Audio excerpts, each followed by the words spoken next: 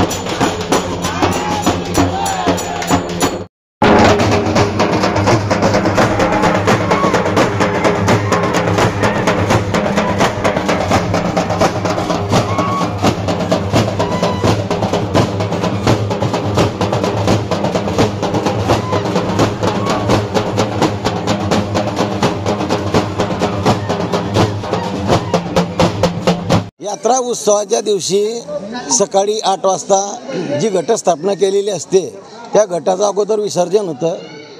सर्व गावकरी विसर्जनासाठी जातात, देवकाठी घेऊन जातात आणि मग देवकाठीची गावात मिरवणूक होते. मोठ्या बाजागाजाने देवकाठी नाचवली जाते. दुपारी साधारणतः 5 वाजता 12 गाड्यांचं आयोजन असतं.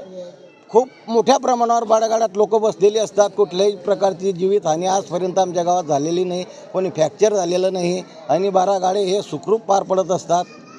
राज्यभरातून देशभरातून भाविक या ठिकाणी दाखल होत असतात, काय सांगणार? मी अगोदरच्याही मुलाखतीत बोललो की राज्यभरातून आणि राज्यातून जे लोक इथे येतात त्यांच्या ज्या मनोकामना ह्या पूर्ण होतात. त्यांना देवाची साक्षात्कार अनुभूती आलेली आहे म्हणून इतक्या मोठ्या प्रमाणावर समुदाय इथे जमा होत असतो. मनोकामना पूर्ण करणारा साईबाबा आहे, काय सांगणार? साई म्हणजेच प्रसन्न होणारी जी व्यक्ती ही साई म्हणूनच इथं नाव पडलेलं आहे.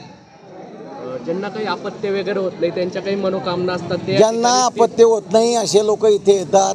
भगतबुवा त्यांना ज्या आपल्या परंपरेप्रमाणे एक निंबू टाकण्याचा कार्यक्रम असतो जोडीत, आणि ज्या बाईच्या जोडीत निंबू पडले त्या बाईला 100% अपत्य होतं आणि त्या अपत्य झाल्यानंतर इथे त्या मोठ्या प्रमाणावर पाळणे भेट आणलेली आहे. आमच्याकडे असंख्य असे पाळणे इथे जमा आहेत.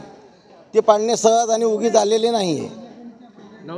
विलास सदाशिव चौधरी. गांधी तीर्थ, निसर्गाच्या सानिध्यात महात्मा गांधींच्या जीवनावरील जगातील पहिले मल्टीमीडिया म्युझियम. आजच भेट द्या. गांधी तीर्थ, जैन हिल्स, जळगाव.